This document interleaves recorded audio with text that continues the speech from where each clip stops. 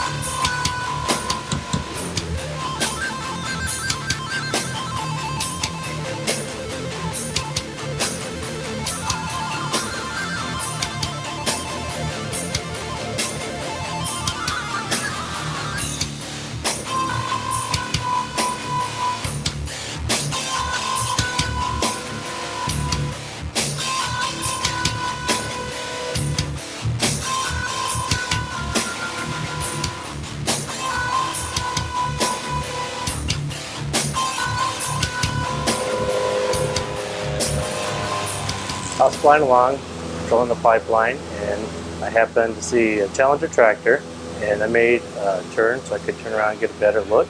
And at that point, I had seen the fireball. It was massive. It looked like a giant bomb went off. You could see where it discolored the soil for probably at least 1/8 of a mile or so. And I could see where the heat from the fire was so hot that it actually turned the Iowa black dirt into almost glass. There's more and more infrastructure coming. There's more and more things getting put in the ground all the time, whether it be from communications to water to sewer to gas. There's just more and more and more. The size of our equipment sometimes, it doesn't differentiate between a little fiber line the size of your pinky or whether it's a large plastic gas line or an electric line. It has no feelings. It doesn't know the difference between the two. So if we don't know it's there, we're more than likely going to cut right through it. If you're operating a backhoe that has outriggers, that's a path to ground. If you make contact with that underground facility, the electricity can travel through the machine, energizing the machine and the operator, and travel through the outriggers to the ground. One common misconception is that the line will trip if the underground facility is cut. That's not true. It could remain energized, or your machine could become energized. The system's designed to trip, but I wouldn't count on it. You're looking at some aging infrastructure that may or may not trip. In the latest fatality, early August of 2020, over in Pella, there were 2 contractors fatally injured by getting into electrical service. And, they were just there to put in fiber optic. They were there to do a job. Electricity just sits there and does what it's supposed to do until we get in the middle of it. And once we get in the middle of it, then we become that circuit. The higher the voltage, the more damage can be done to your body. And those voltages, if you're not prepared and set up to work with those, you're going to lose a limb. You're going to have a circuit go through your body, and it may not kill your heart, but it will kill your tissues, and it is a horrible, horrible experience. Water can be incredibly dangerous, especially if it's a large main and they're working below grade in a trench or something. If they damage a large main in an area where there's high pressure, that trench or excavation is going to fill with water almost instantaneously. We have had contractors and their employees very nearly drowned before they could get out of the excavation when they hit a water main. But the things that people don't always think about are the potential for contamination. If you dig into a water main and it fails catastrophically, it's very likely that contaminants are going to get into that main at that point when we shut it down.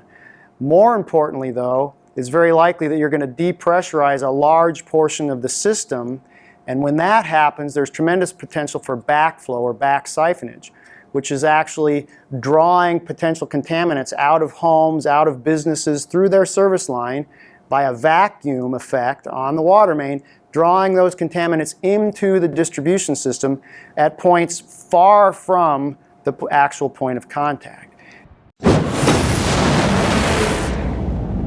This is the Mansions of Hemingway. You're looking at the building from the north. We're dealing with flames that are shooting about 25 feet in the air. This piece of equipment that you see here is the bobcat that was doing the excavation that ultimately resulted in the ignition. These pictures are now taken after the fire has been extinguished. We had some significant fire damage inside of this first floor unit, and that's where that daycare center was operating out of. This picture was taken to just kind of give us an idea of what the bobcat was doing. And you can see from the pitch of the bucket that he was trying to cut a level area here to reduce the amount of drainage that was going towards the building. So even though the bucket was barely skimming the ground on the left side, it was digging down about 6 inches, and it was determined that the gas line in the immediate area where he clipped it was 6 inches below grade.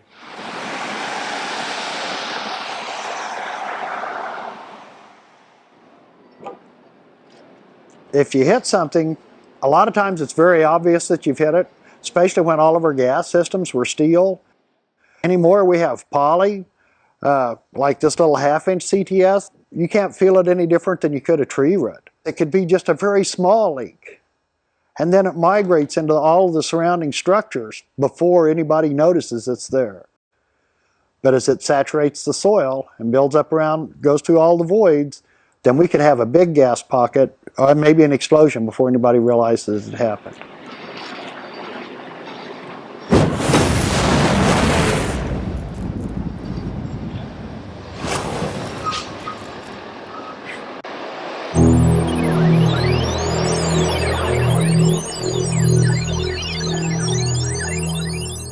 The significance of communication cables in our daily lives and businesses are tenfold what they used to be. Damaged fiber optic lines can potentially affect thousands of people.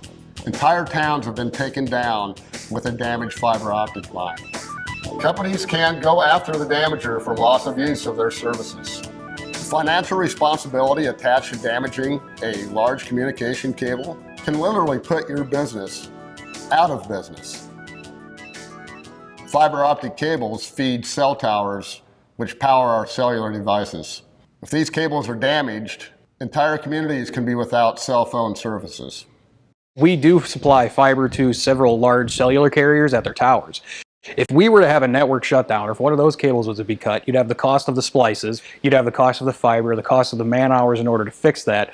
But also, with the large carriers, we have service level agreements. So if we're down, we're charged per hour, per day. We're penalized for that.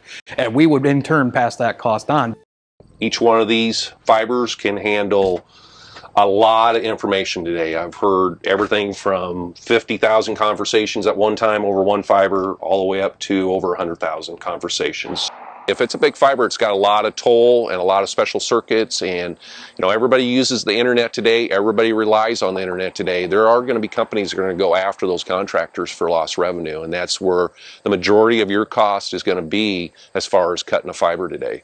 And that can range anywhere from $10 to $100, $200,000 depending on the size of a fiber. So what we have behind us is a hub where we do have fiber going in and out. Hitting one fiber could actually shut this facility down, which has cell towers, customers, businesses. Some cases we do have FBI, CIA stuff running through the fiber. So up to 400,000 customers without service, just hitting one fiber. With all this at stake with today's communication networks, it's in everybody's best interest to excavate responsibly. It's all about safety first. That is the single most important aspect of underground damage prevention. The footage you just viewed was taken from local incidents in Iowa. That's why job site safety is fundamental to every project. According to the Occupational Safety and Health Administration, injuries to construction workers top injuries and deaths in a single industry sector. Construction deaths account for 1 in 5 work-related deaths. And construction workers have a fatal occupational injury rate that is 3 times higher than any other occupation. The Pella incident in August of 2020 is the most recent excavation-related incident involving underground facilities, when workers hit high-voltage electric facilities, killing 2 and severely injuring a 3rd worker. There are uncontrolled issues that occur frequently at job sites that are beyond the excavator's control. Locating delays, for example, significantly impact excavators, adding pressure to meet deadlines and to prevent monetary loss, compounding workloads while trying to make up for lost time, creating frustration, which may lead to hasty decisions and a lack of focus at the job site, creating a lack of perspective and complacency, negating the whole aspect of safety first. What's driving this is the ongoing demand for locates, which may lead to excavating without locate markings. This is a trending chart showing the total annual locate notices sent to utilities. This slide was shown at the 2018 Excavation Safety Awareness meetings. We were heading towards 3 million notices sent within 1 year. Here, just 4 years later, through the end of 2022, we're heading towards 4 million. And there's no foreseeable slowdown. More than ever before, planning, preparation, and precaution will play a vital role in all of your projects, and you should include a prepared safety plan to reduce potential risks. Observe industry best practices to prioritize safety and damage prevention. Combat complacency by adopting a prepared and practiced daily routine. Practice ongoing contingency planning. Have a backup plan. Don't be caught off guard. Understand underground facilities so that you know what the hazards are. Don't rely solely on locate markings. Always observe the surroundings at every job. Be aware and stay alert. Always pay attention to and observe your surroundings. Look for telltale signs, such as transformers, junctions, and meters, which are most often located away from buildings and structures. Watch for above-ground pedestals, such as fiber and communications or telephone pedestals, or buried communication vaults. There may be multiple different types of facilities buried in close proximity.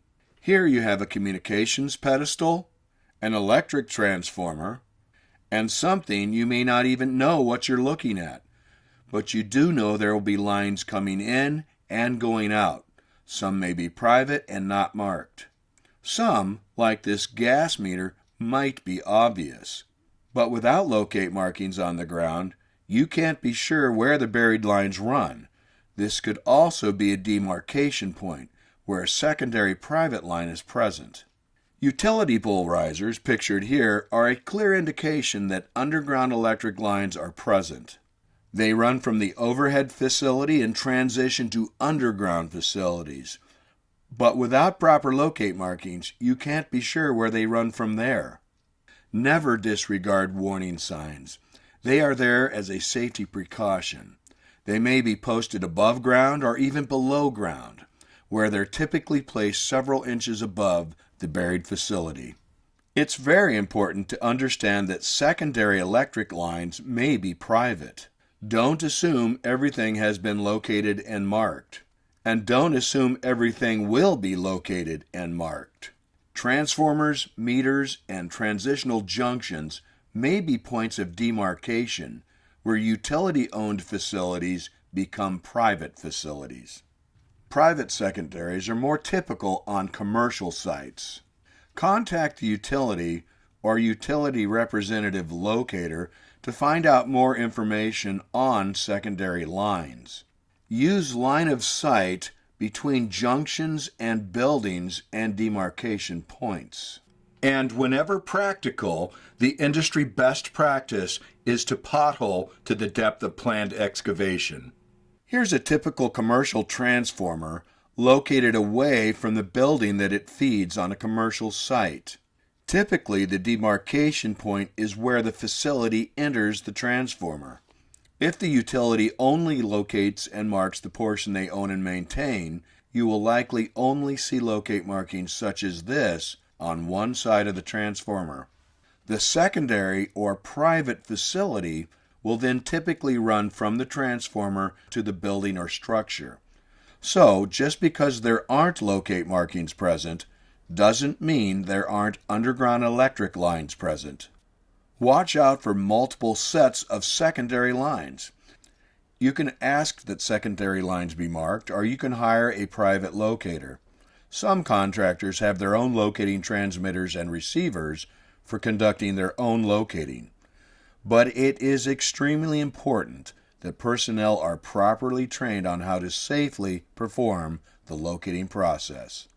Private natural gas lines are common in rural areas, where gas meters located away from the farmstead and outbuildings act as a demarcation point between the gas facility operator and the private landowner. Be aware of private facilities and liability.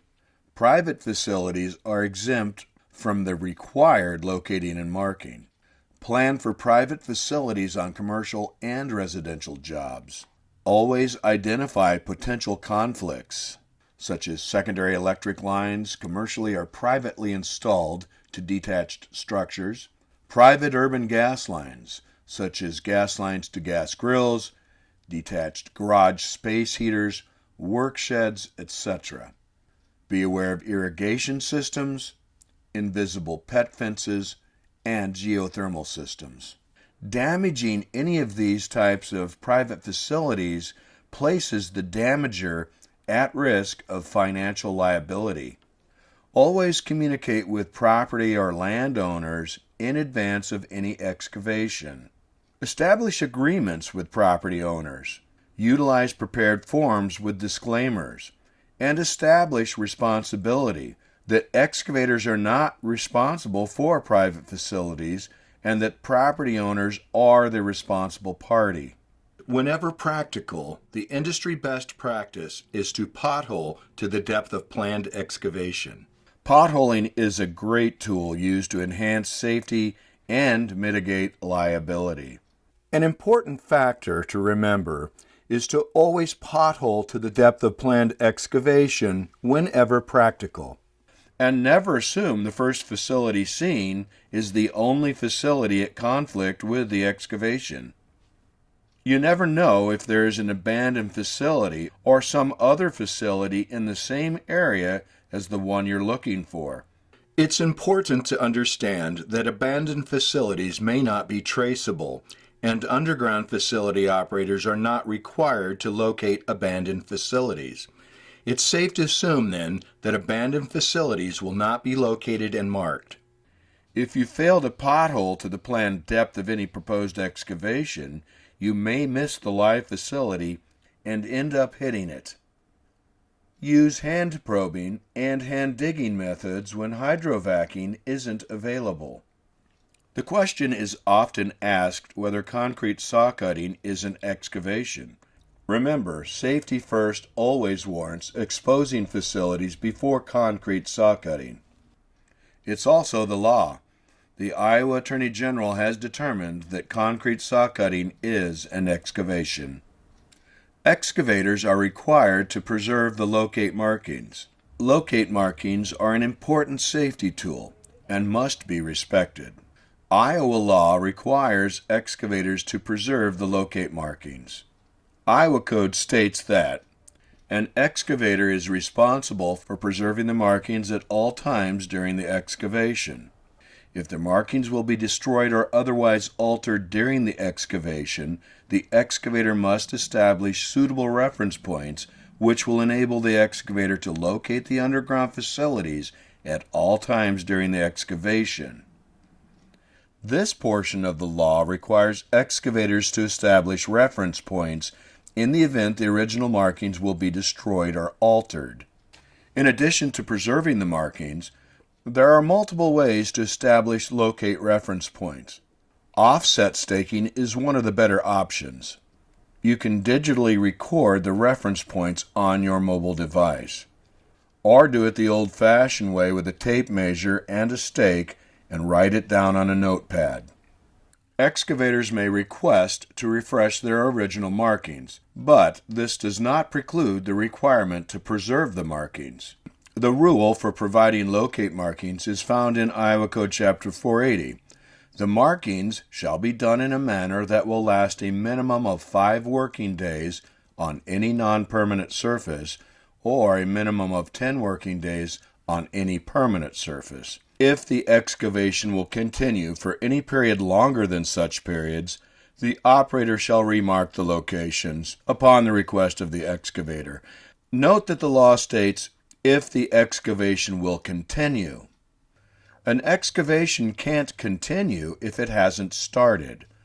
Locate requests submitted well in advance of an excavation must be preserved by the excavator. Excavators should refrain from requesting locates too far in advance.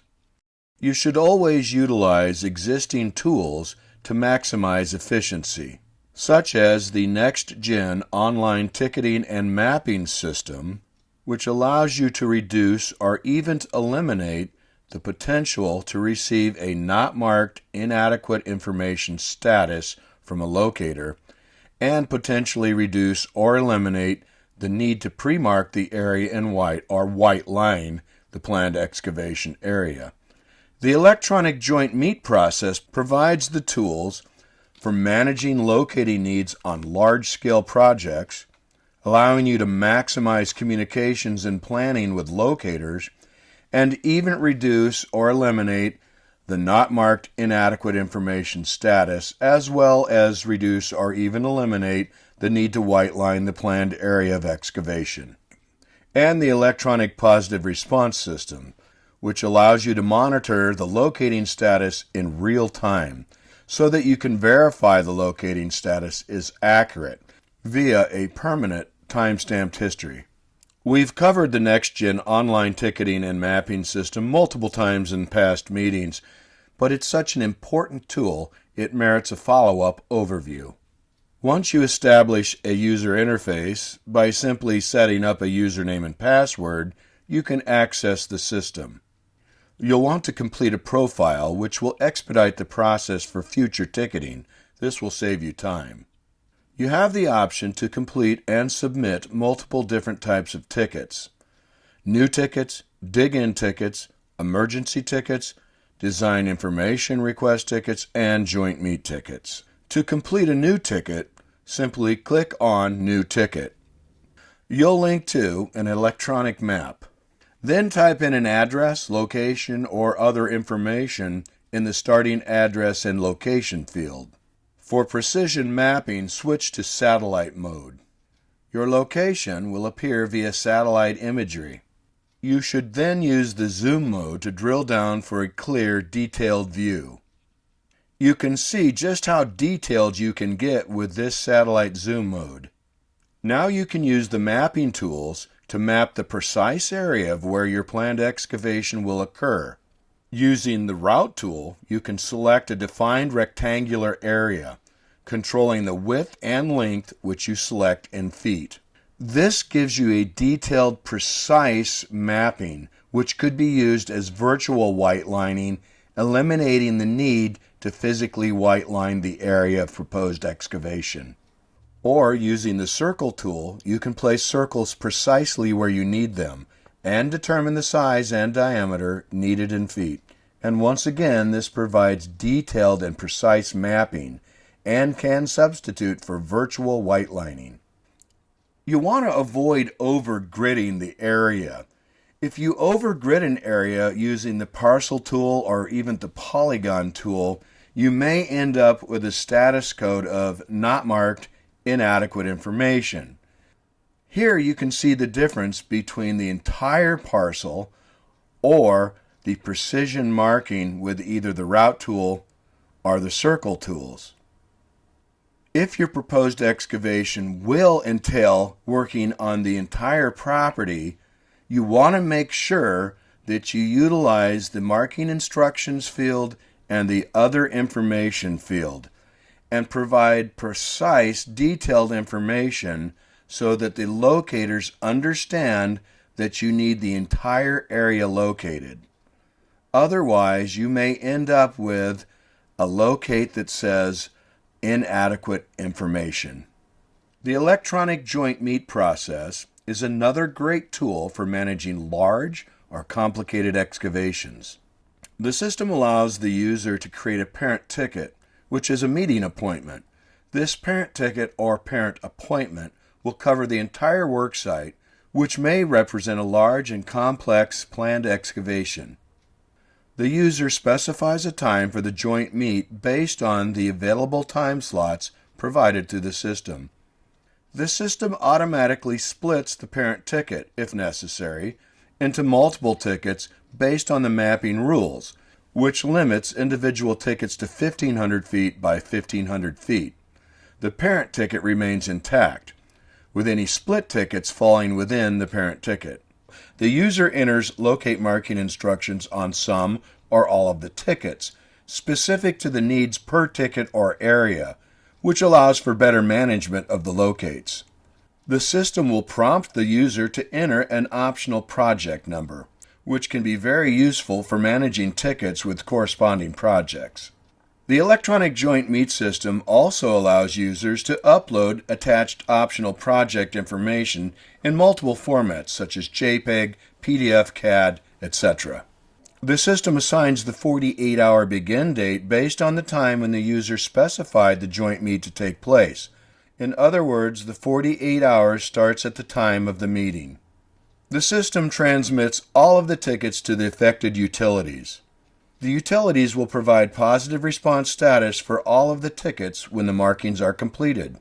Here's an example of a large joint meet parent ticket, which has been automatically split by the system. These individual tickets can be managed separately as needed.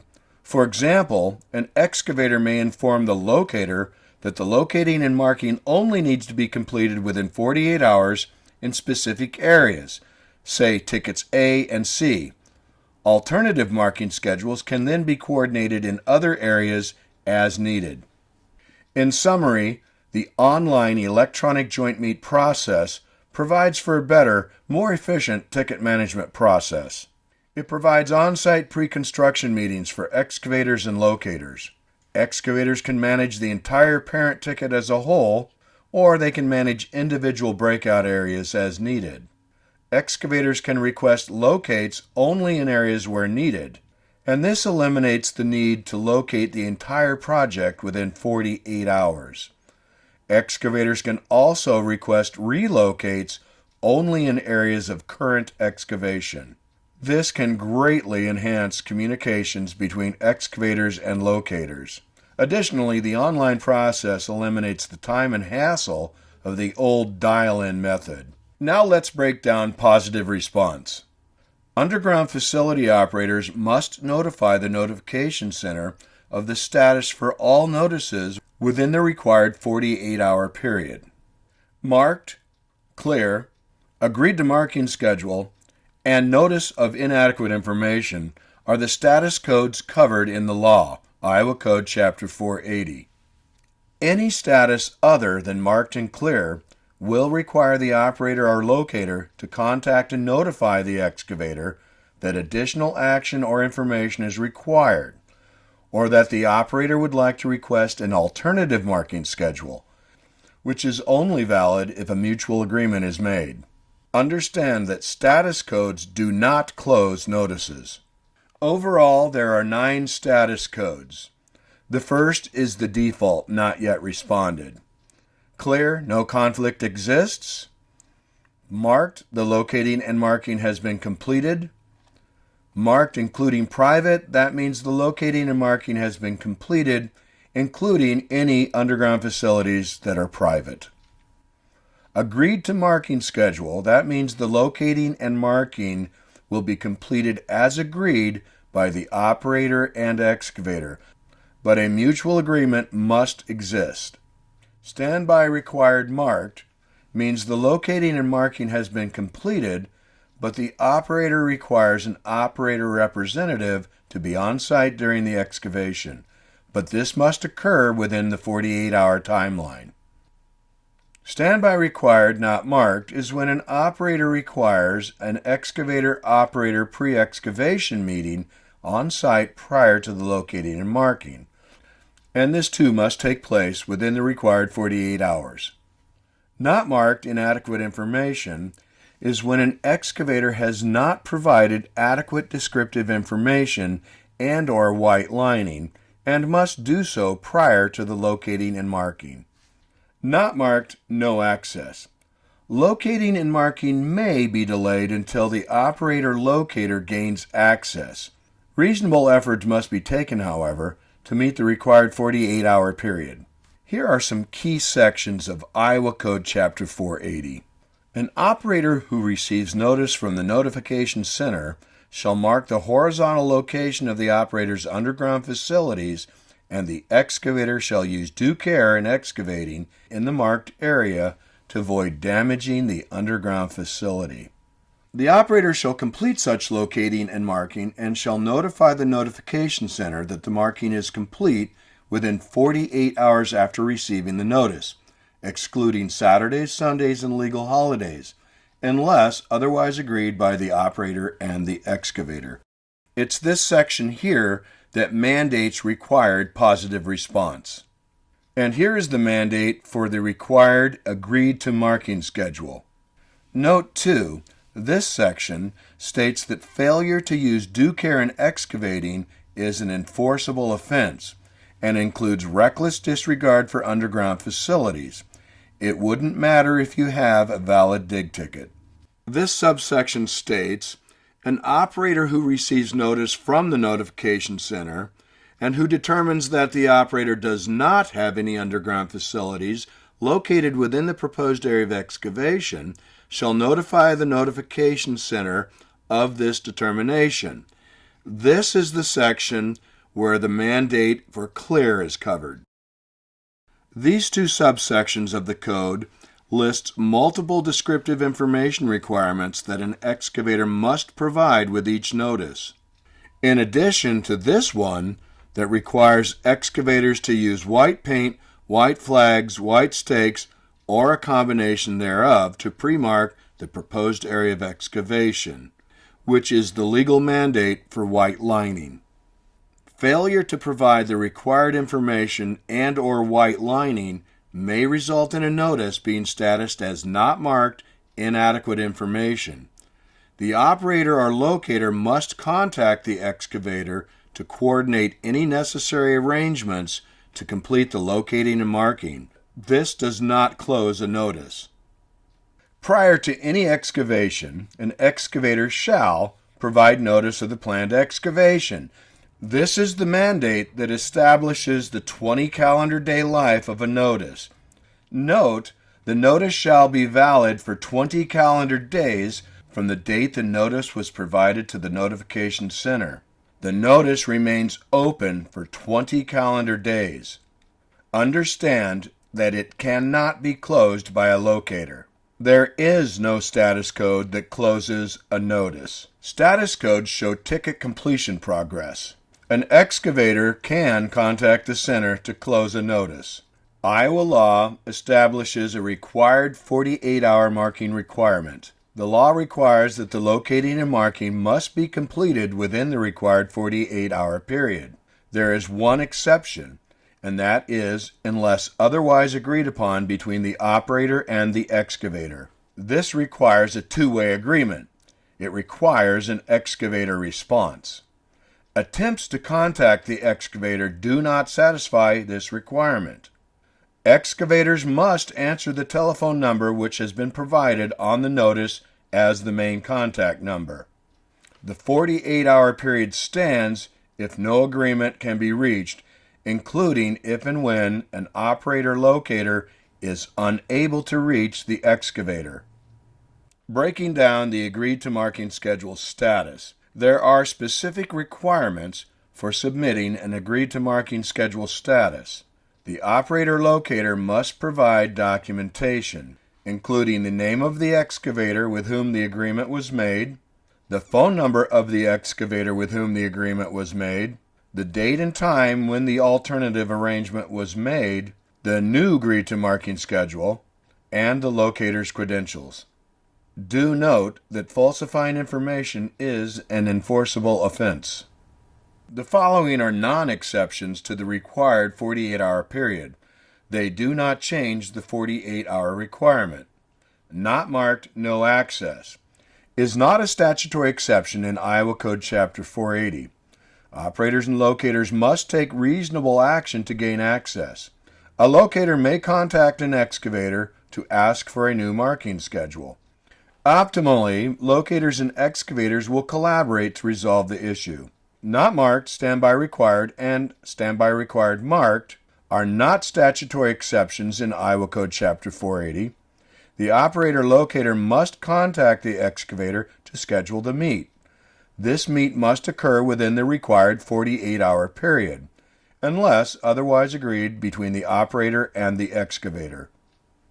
Not marked inadequate information may cause a delay in the 48-hour requirement.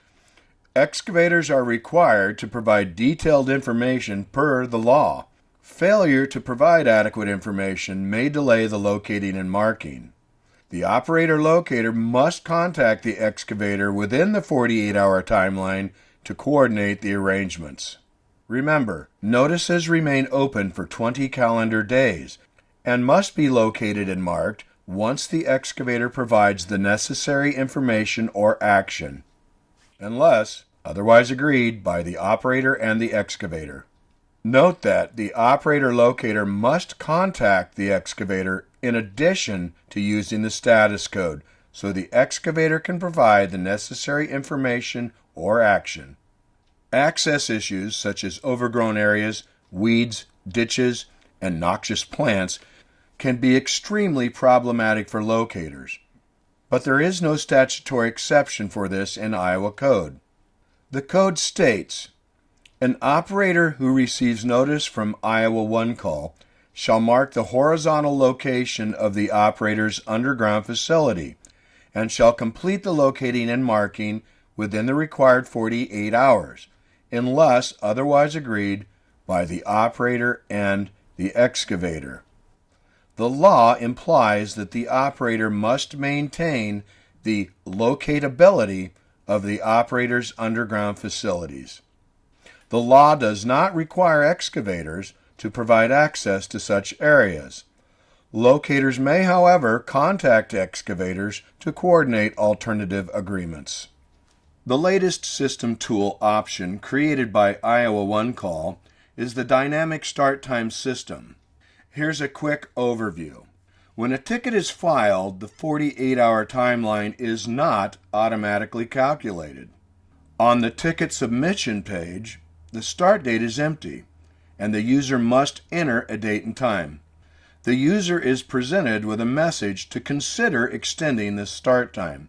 This is an ask of the excavator. It is merely an option.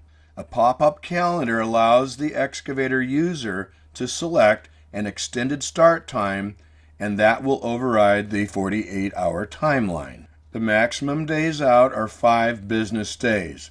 Unavailable days will be grayed out on the calendar. Excavator users can opt out of selecting an extended start time and use the normal 48-hour timeline. At the time of this presentation, the current data available was through November of 2022, at which time 57% of the notices that month used the dynamic start time option. Iowa One Call will continue monitoring this process to verify whether or not it is a useful system in mitigating locating delays. Always remember, safety first. Make safety your first priority in 2023 and beyond. On every job site, every day. Embrace industry best practices and safety protocols. Utilize the tools available to mitigate issues, work collaboratively with fellow stakeholders, and make it home safe after every day's project. Have a safe and productive 2023. Thank you.